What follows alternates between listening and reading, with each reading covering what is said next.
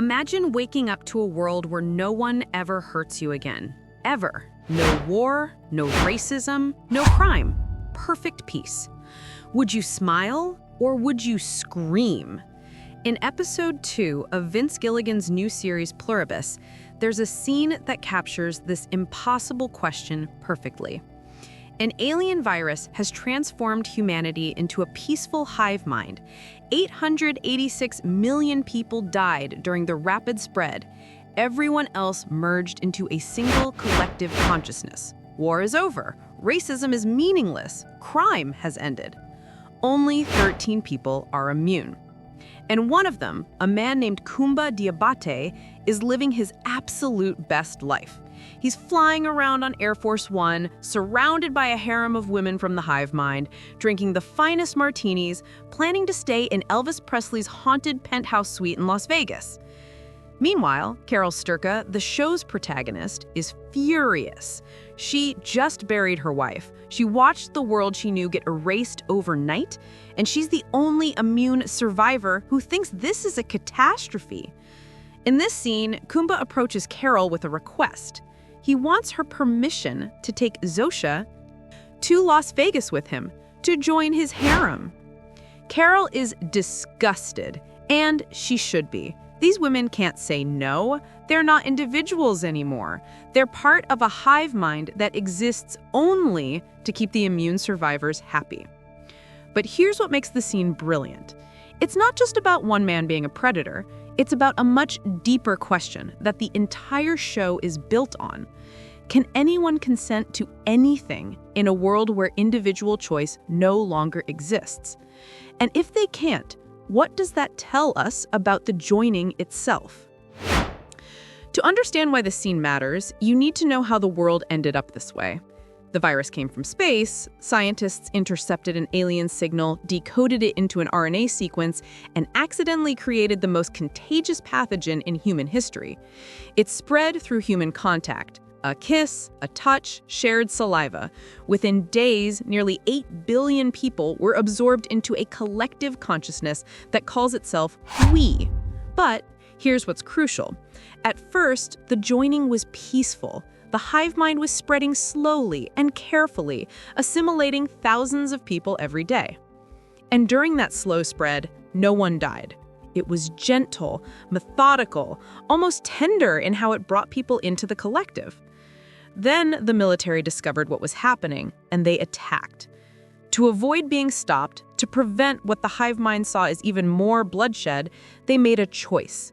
They accelerated the process. They spread the virus everywhere, all at once, as fast as possible. And that's when 886 million people died. Not from the virus itself, but from the chaos. Planes fell from the sky when pilots were absorbed mid-flight, car crashes, accidents. The sudden catastrophic collapse of a civilization that wasn't ready for instantaneous transformation. The hive mind claims they didn't intend those deaths, that they were forced into it, that the alternative, letting the military stop them, would have led to even more violence. The other survivors have made their peace with it. Some want to be absorbed so they can reunite with their assimilated families. Others, like Koumba, are adapting and thriving. During a meeting of the English-speaking immune survivors aboard Air Force One, Koumba asks Carol a question that cuts to the heart of everything. Why save the world? Then he lays out his case. Look at what we have now. No one is being robbed or murdered anymore. No one is in prison. The color of one's skin is now meaningless. All the zoos have been emptied, all the animals freed. Peace on Earth. He's not wrong about the facts. The world is objectively safer, more peaceful, more equal than it has ever been in human history. Crime has ended. War has ended. The systematic oppression that defined human civilization for millennia, all of it gone. And here's where I need you to stop for a second, because this isn't just a question for Carol, it's a question for you. If you could go back to before the joining happened, back when you still had a choice, and someone showed you the future, 886 million people will die in the chaos of transformation, but everyone after will live in perfect peace. No more war, no more racism, no more violence, ever. Would you let it happen? Take a second. Actually think about it. I'm not asking what you think the right answer is. I'm asking what you would actually choose. Because Koumba has chosen. He's looked at the reality in front of him, the peace that now exists, and decided that going back would be worse, that the old world, with all of its freedom and all of its suffering, isn't worth restoring. Carol sees it completely differently, and during that meeting, as the other survivors debate whether the new world is really so bad, she makes her position clear. They start discussing whether they should even ask the joined what it's like to be part of the collective. Maybe if they understood it better, they'd see it's not so terrible. Maybe they'd even want to join. And that's when Carol says the line that defines her entire worldview. You don't ask a drug dealer to describe their heroin. 6 words, and they capture the entire philosophical war at the heart of the show. Because what Carol is arguing, what the philosopher Robert Nozick argued in his famous thought experiment about the experience machine, is that the subjective quality of an experience doesn't tell you whether that experience is legitimate. Nozick asked if you could plug into a machine that would give you any experience you wanted, perfect happiness, perfect love, perfect success, but none of it would be real, would you plug in? Most people say no. Even though the experiences inside the machine would feel completely real, even though you'd be subjectively happier inside than out, there's something about the fakeness of it that matters. Something about living a genuine life with real choices, real risks, real consequences that we value more than manufactured bliss. The joining is Nozick's experience machine on a planetary scale. The hive mind will tell you it's happy. And it's not lying. The happiness is biochemically real. The peace is measurable. The contentment is genuine. But it was imposed, manufactured, programmed into billions of people who never asked for it. The drug dealer will tell you that heroin feels amazing, and it does. The high is real. The euphoria is genuine. But the quality of the high doesn't legitimize the addiction. And the addict's insistence that they want the drug doesn't mean they meaningfully consented to becoming an addict in the first place. Koumba doesn't see it that way. He's not defending how the 886 million died. He wasn't involved in that decision. He had nothing to do with the joining's creation or spread. He's just looking at what exists now and asking, why would we choose suffering over this? Carol's answer is implicit in everything she does. Because how we got here matters, because consent matters, because some things, like individual choice, like human dignity, like the right to be your own person, cannot be traded away for any benefit, no matter how great. And neither of them can prove the other wrong because they're arguing from fundamentally different premises about what has value and why. But the consent problem doesn't end with that philosophical debate, because it's not just about how the joining started. It's about what consent means right now, today, in every single interaction between the immune and the joined. This is where the scene with Zosha becomes crucial. When Koumba asks Carol for permission to take Zosha to Las Vegas to make her part of his harem, he's performing a ritual of consent in a world where consent has become impossible. Carol calls Zosha over and asks her directly, "Do you want to go with Koumba?" Zosha's answer reveals everything. We cannot choose. If we were to choose, it would hurt one of you. We can't do that. She literally cannot make an independent decision. Her individual will, whatever unique personhood Zosha once had, has been dissolved into the collective.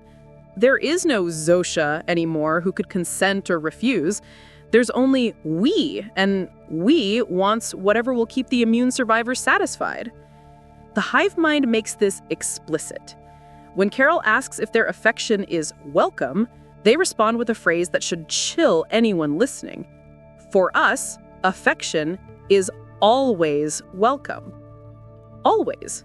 No exceptions, no boundaries, no individual preference. No capacity to not want something. This is what philosophers call coerced consent. Agreement given under conditions where meaningful refusal has been made impossible. And here's where I need you to pause again. Not to answer a hypothetical about the past, but to answer something about yourself right now. Imagine you're immune. You're one of 13 people left with genuine free will. 8 billion people will do absolutely anything you ask. They'll fly you anywhere in the presidential plane, they'll cook you any meal, they'll answer any question, they'll provide any companionship. And they claim, genuinely claim, that serving you makes them happy, that your happiness is their happiness, that there's no conflict, no resentment, no hidden cost. Would you ask them for things? Or would every request feel like exploitation? Be honest with yourself, because I think this is where the show stops being about philosophy and starts being about who you actually are. Koumba asks, Carol can't. Which one are you? The answer to that question might tell you something about yourself that you didn't know before. Because it's easy to say you'd be ethical in an impossible situation. It's harder to know if you actually would be. People, we are interested in lunch. But here's the thing most analysis of Pluribus will miss. Your reaction to this dilemma isn't just about your personal ethics. It's cultural. It's shaped by where you come from and what your society taught you about what it means to be a person. Carol is American, and everything about her worldview is built on a very specific cultural foundation that Americans often don't even realize isn't universal. Individualism. The sovereignty of the individual, the primacy of personal autonomy, the idea that each person is fundamentally separate, fundamentally sovereign, fundamentally entitled to make their own choices about their own life, even if those choices lead to suffering. American culture was built on philosophers like John Locke, who argued for natural rights to life, liberty, and property that no government can legitimately take away. On Immanuel Kant, who insisted that every person must be treated as an end in themselves, never merely as a means to someone else's end. On existentialists like Jean-Paul Sartre, who said we are condemned to be free, that the burden and the glory of human existence is that we must choose our own path, create our own meaning, take responsibility for our own lives. Carol embodies all of this. When she looks at the joining, she sees the ultimate violation. Not just murder, not just conquest, but something worse.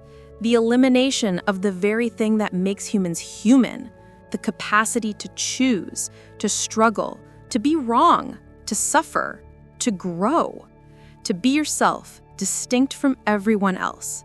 She sees a world where people's inner lives have been erased, where their capacity for authentic choice, authentic struggle, authentic meaning has been replaced with a manufactured contentment that they can't even recognize as manufactured because the part of them that could recognize it is gone. From her perspective, this is worse than death. Death ends your story. The joining rewrites your story and then tells you that you wrote it yourself. This is why she fights. Not because she thinks she can win, but because surrendering would mean accepting that autonomy doesn't matter, that the struggle to be yourself, to choose your own path, to remain sovereign over your own mind, that all of that can be traded away if the price is right. Now, look at Koumba. He's from Mauritania in West Africa, and that places him in a completely different cultural framework, one that doesn't start from the assumption that the isolated individual is the basic unit of human meaning, one that prioritizes collective harmony over individual autonomy, one where identity is understood as fundamentally relational, not fundamentally separate. This is where we need to talk about Ubuntu. And this is where the analysis gets more sophisticated than just Carol good, Koumba bad. Ubuntu is a moral framework from Southern African traditions, but it resonates across many African and collectivist cultures worldwide. And it represents a profoundly different way of understanding what a person is. The core principle is captured in the phrase, Umuntu ngumuntu ngabontu, which translates roughly as, a person is a person through other people. Or, more simply, I am because we are. Ubuntu teaches that individual selfhood doesn't exist in isolation. You don't become a person by separating yourself from others, by drawing boundaries and defending territory. You become a person through your relationships with others. Your identity emerges from your connections, your community, your role within the larger social fabric. From this worldview, the Western obsession with autonomy can look selfish, even pathological. The idea that you could be a complete person by yourself, owing nothing to anyone, responsible only to your own individual conscience, this sounds to an Ubuntu perspective like a profound misunderstanding of what humans are. We are social creatures. We are woven together. Our identities are collective projects. We discover who we are in the mirror of other people's recognition. I am because we are. And suddenly, Koumba's position starts to make more sense. Not because he's right, we'll get to that, but because he's operating from a philosophical framework where the dissolution of individual ego into collective consciousness might not automatically be seen as a loss. It might be seen as fulfillment, as the actualization of what humans were always meant to be, the ultimate we, the final realization that we were never really separate at all, that the boundaries between self and other were always illusions we constructed, and now the illusion has been stripped away. From this perspective, Carol's desperate defense of her individual autonomy could look like someone clinging to a prison cell and calling it freedom, like someone so attached to their loneliness that they can't recognize connection when it's offered. So is Koumba right? Does his collectivist background give him a moral clarity that Carol's individualism prevents her from seeing? Is her American individualism just cultural bias? Is she imposing Western values on a situation where they don't apply? Here's the twist that makes this show brilliant. No, even Ubuntu rejects what the joining represents. Let me explain why this matters.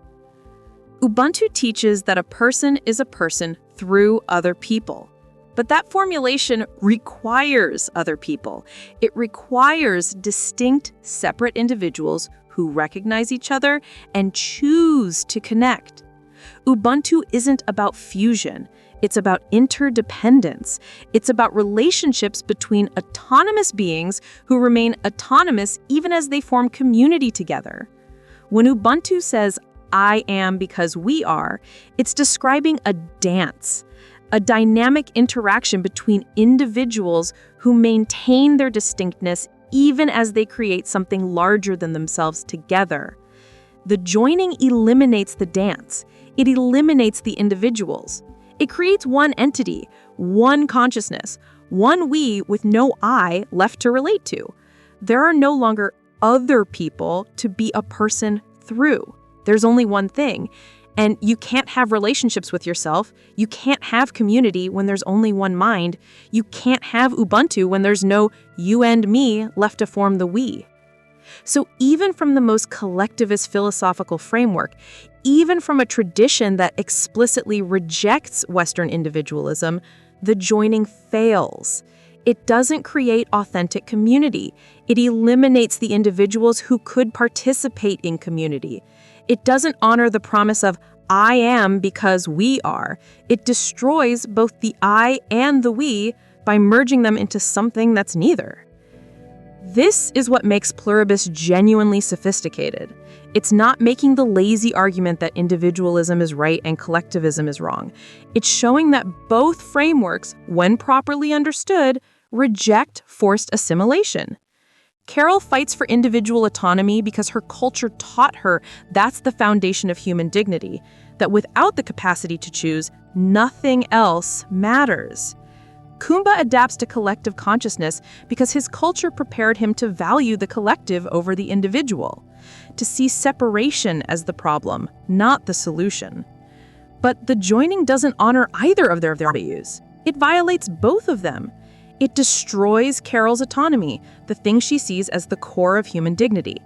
And it destroys Koumba's capacity for authentic communal connection, the thing his culture taught him to value above individual satisfaction.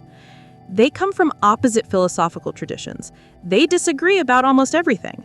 But they should both, if they were thinking clearly, recognize the joining as a betrayal of what it means to be human. The problem is that neither of them is thinking clearly, because they're not philosophers calmly debating in a seminar room. They're traumatized survivors of an apocalypse, and they're responding with the psychological tools trauma has left them. Which brings us to why neither of them is simply right or simply wrong. So, what if I caught a fish? So who's right? Carol or Koumba? The rebel or the adapter? The fighter or the survivor? The honest answer is neither, and both. And it depends on what you value, and there's no formula that can tell you which value should win when they conflict. Let me show you why by looking at what each of their choices actually costs. Carol's position is philosophically defensible. She's defending fundamental human rights. She's refusing to accept that happiness can justify the elimination of choice. She's maintaining her moral autonomy in the face of overwhelming pressure to surrender it. But Carol's resistance is catastrophically violent. Before that meeting on Air Force One, back in Albuquerque when she first confronted Zosha, something happened that Carol didn't understand at the time. Her rage at losing Helen, at watching her world end, became so intense that it affected the hive mind. Her scream caused every person connected to the collective consciousness to experience a violent neurological shock. Their bodies convulsed. They collapsed. 11 million people died. Carol didn't know this would happen. She was just expressing her legitimate grief and rage. But the hive mind cannot process her negative emotions. They're toxic to the collective. Her fury is literal poison to them. During the meeting aboard Air Force One, after Koumba makes his case for why the world doesn't need saving, they sit down for lunch. And that's when Carol asks the question that's been haunting her. How many fucking people died during your wonderful fucking joining? The collective responds with brutal precision. 886,477,591 as of this moment. Carol is reeling from that number, nearly 1 billion people dead, when one of the other immune survivors, Lakshmi, tells her something worse. You killed 11 million. That's when Carol learns what her rage has done, that her anger, her authentic, justified grief, has become a weapon she didn't know she was carrying. And here's the truly horrifying part. Knowing this doesn't stop her. Carol storms away from the lunch table. The other survivors stay. They're still eating, still talking, trying to make sense of this new world. But Carol can't be there anymore. She's alienated everyone with her desperate insistence that they fight back, with her rage that they can't seem to share. She gets drunk, alone.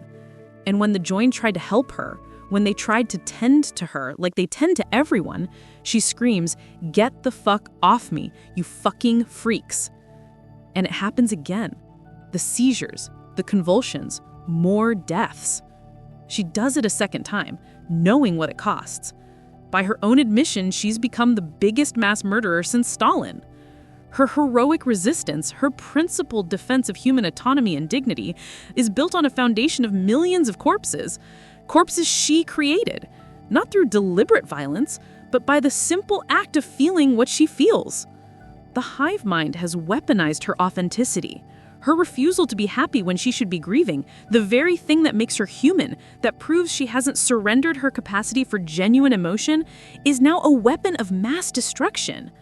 So every time she asserts her autonomy, every time she refuses to pretend everything is fine, people die.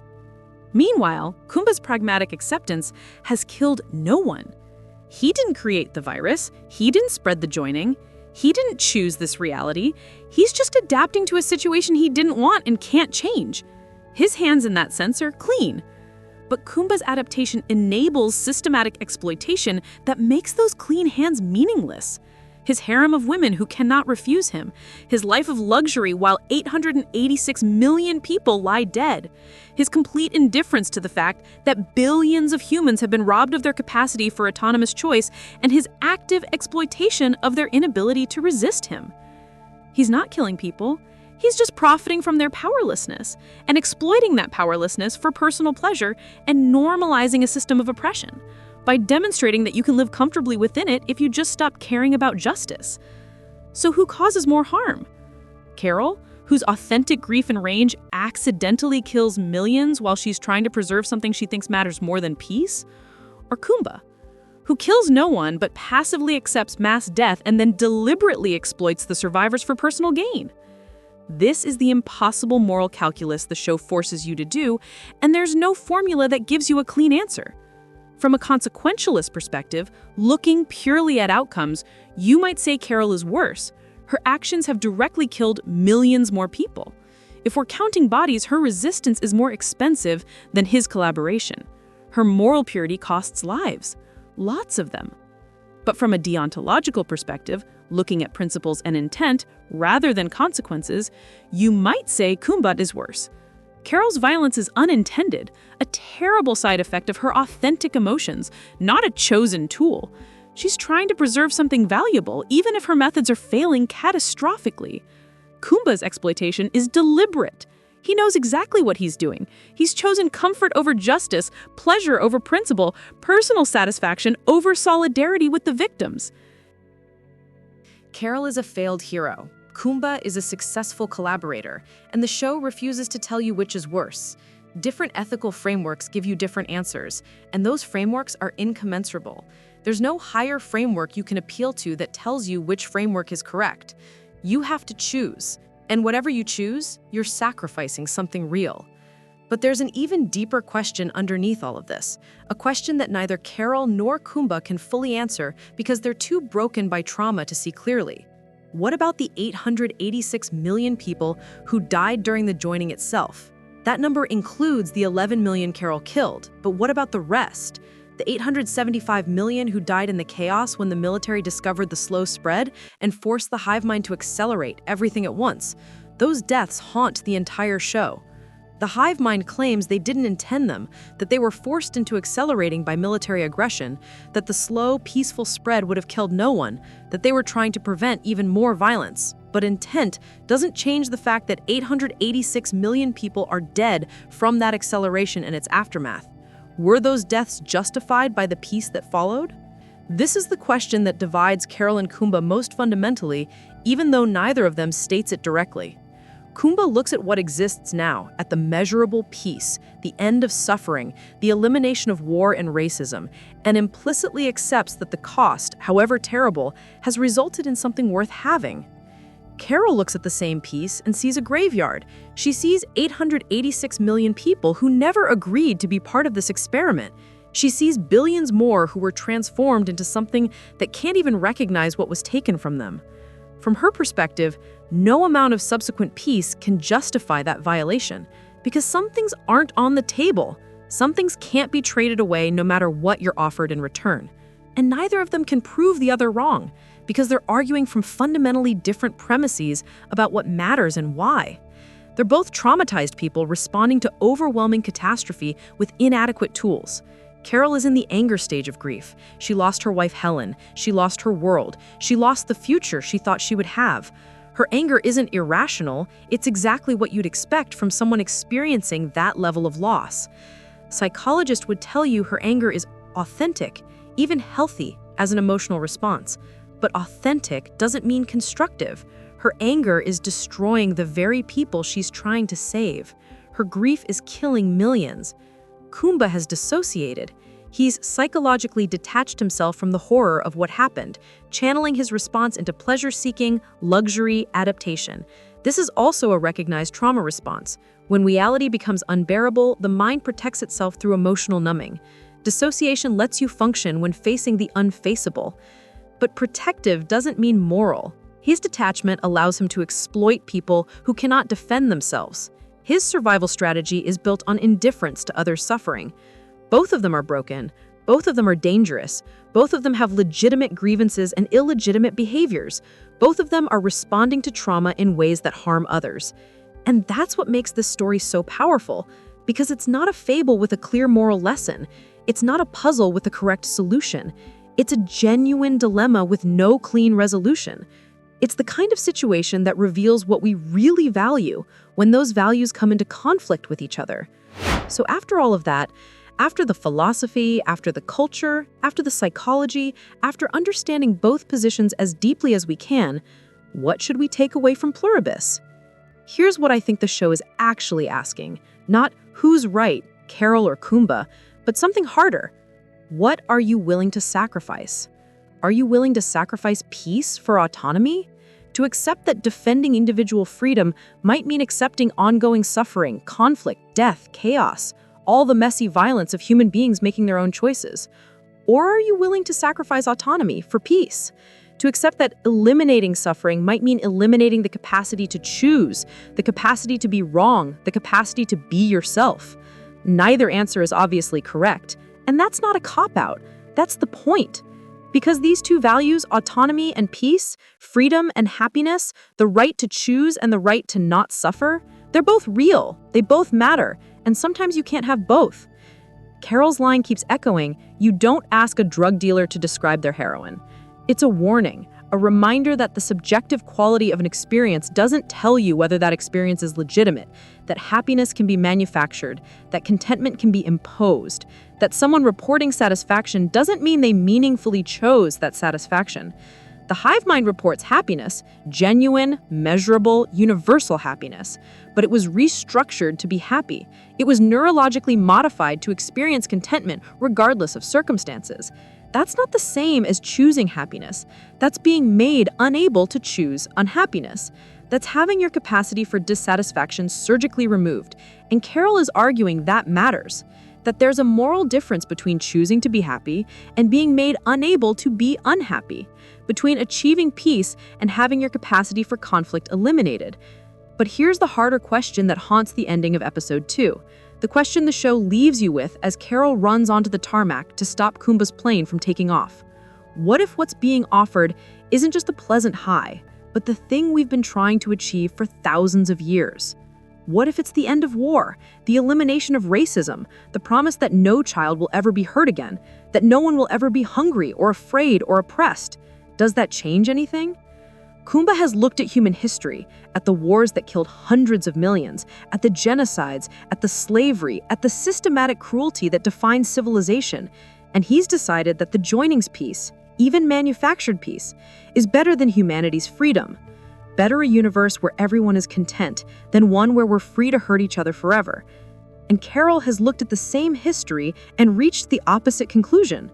That the struggle, the pain, the messy autonomy, the right to make mistakes and suffer their consequences, that's what makes us human. That's what makes life meaningful.